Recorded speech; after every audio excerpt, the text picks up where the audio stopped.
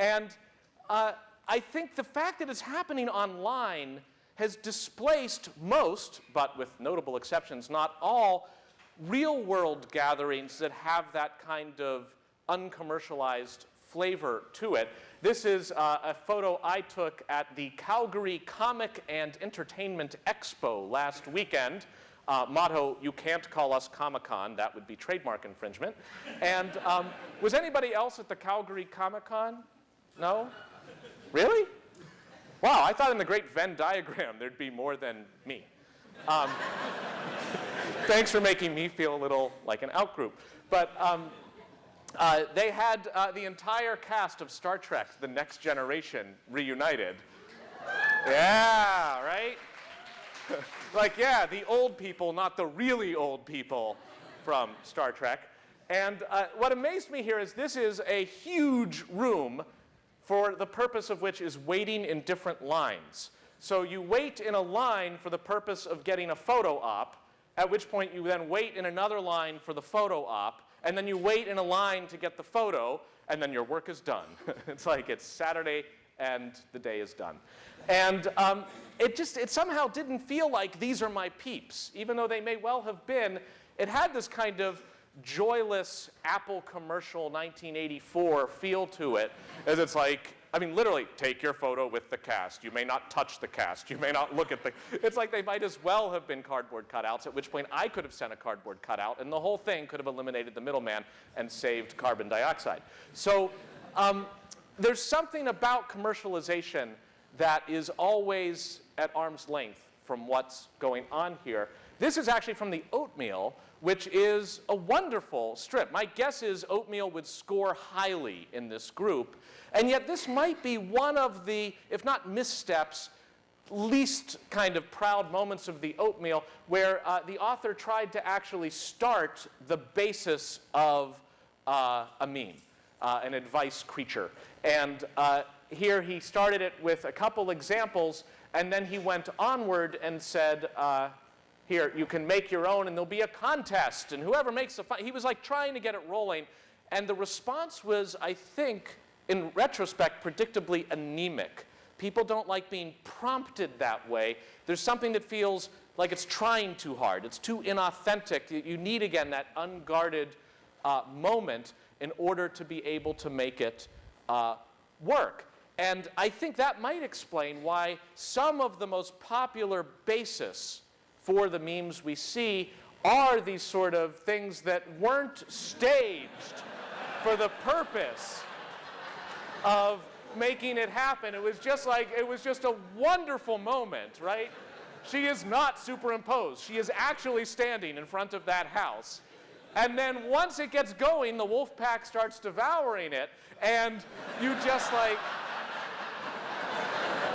it writes itself, and you go on and on and on with it. Now, in this case, right, if it's going to be fodder that has this element of authenticity to it, it means there is a real person implicated as it starts to go viral.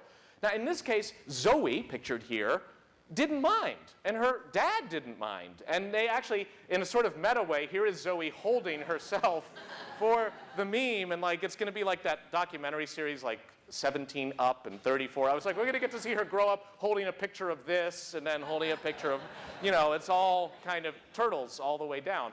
And there's something that's like okay with that. We are pleased to see her embrace her inadvertent success, but still aware that there might be lines that can be crossed. So this is an example of, I think, still fairly characterized as inadvertent success. Now, of course, Gary put this up for people to see, and I guess he had some vague idea that it'd be nice if more people saw it rather than fewer. I don't think he realized where it was exactly going to go, and there's just something about the stage that is, again, like, you know, it's the tank that really makes the Numa Numa guy the Numa Numa guy.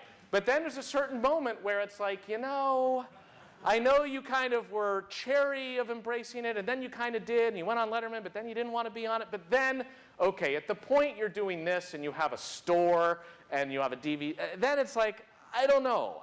There's some element of it that I think has to do, in this zone, with uplifting people, having them win a lottery of some kind, and usually have the proceeds be good, at least good in the way that real lottery proceeds are good, which is to say they seem good, but then somebody gets killed.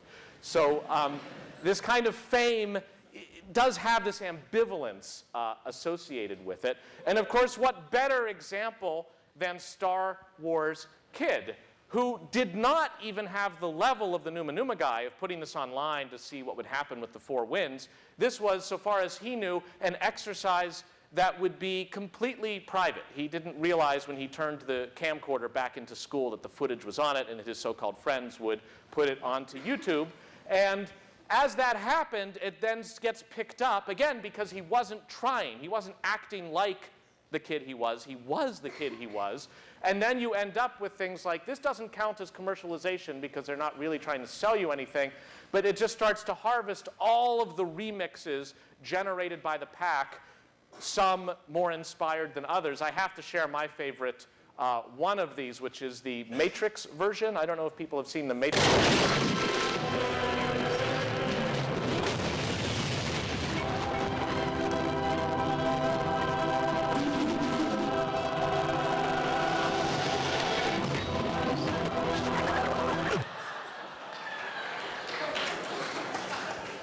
But then you realize that Star Wars Kid didn't want this kind of fame. This was not an ambivalent lottery. This was like, I did not buy a ticket.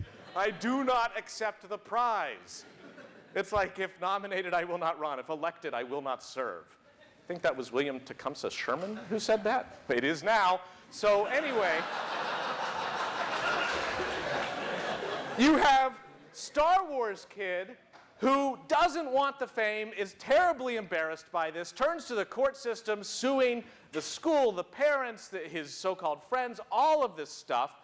And now you end up with the good folk at Wikipedia, for whom I can't help but think the Venn diagram is intersecting a little bit here. It's not coextensive. Are there Wikipedians among us? Yeah, okay, right. Is anybody editing a Wikipedia article right now? Because that's the test of a true Wikipedian. But here, they're trying to tell a story now, which is clearly notable.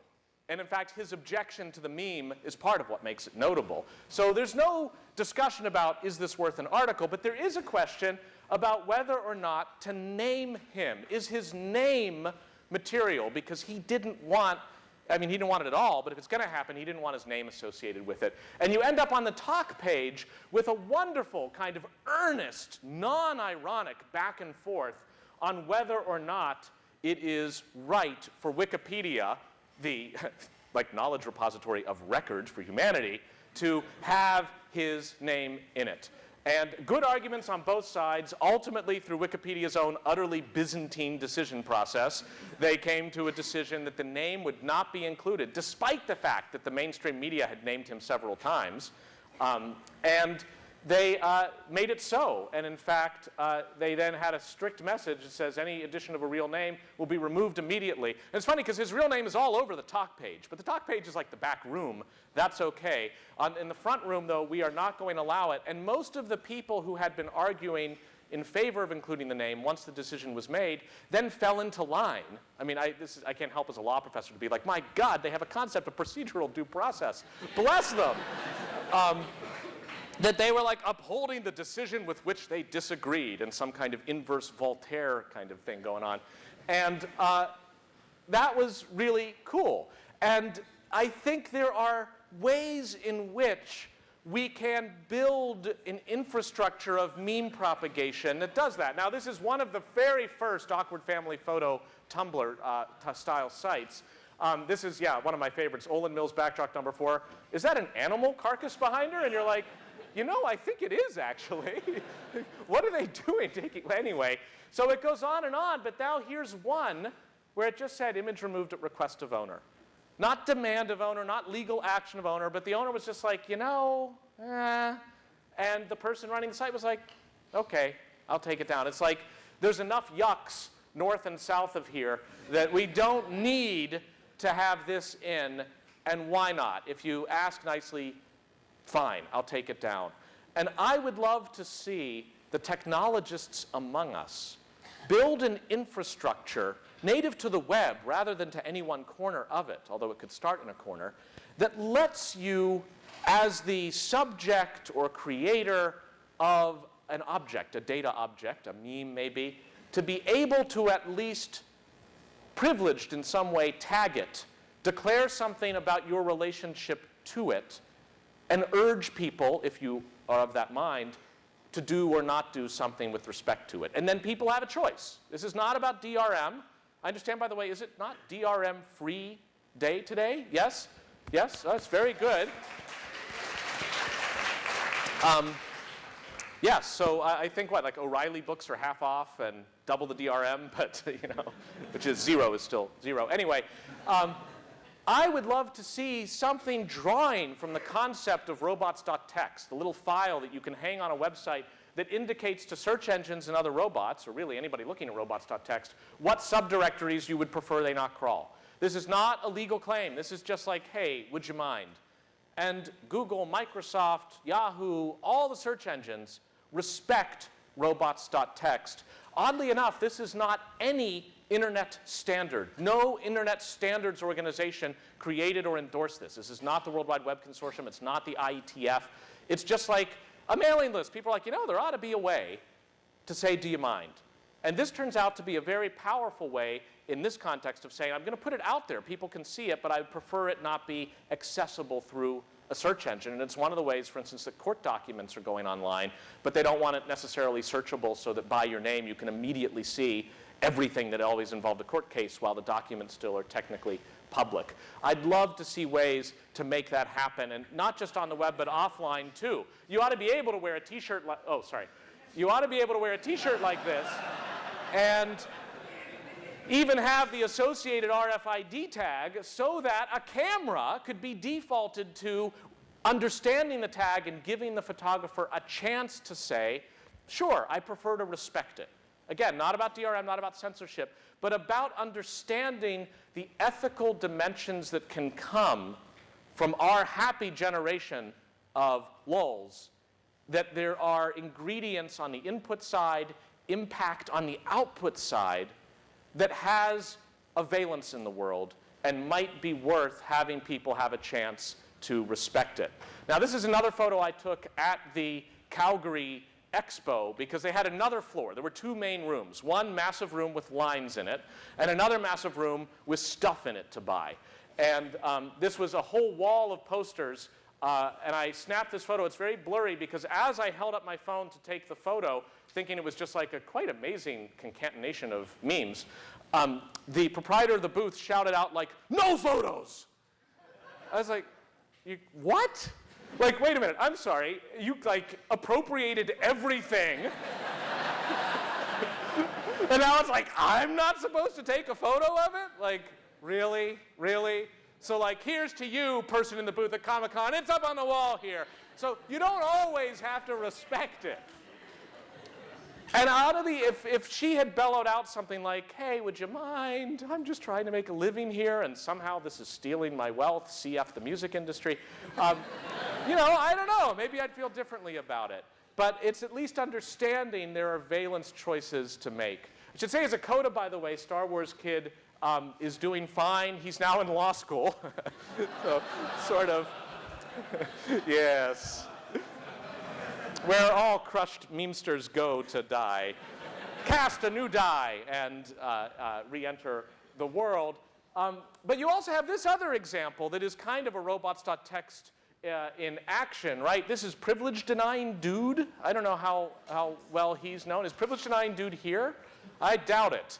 Because this guy, privilege denying dude, you know, that kind of thing.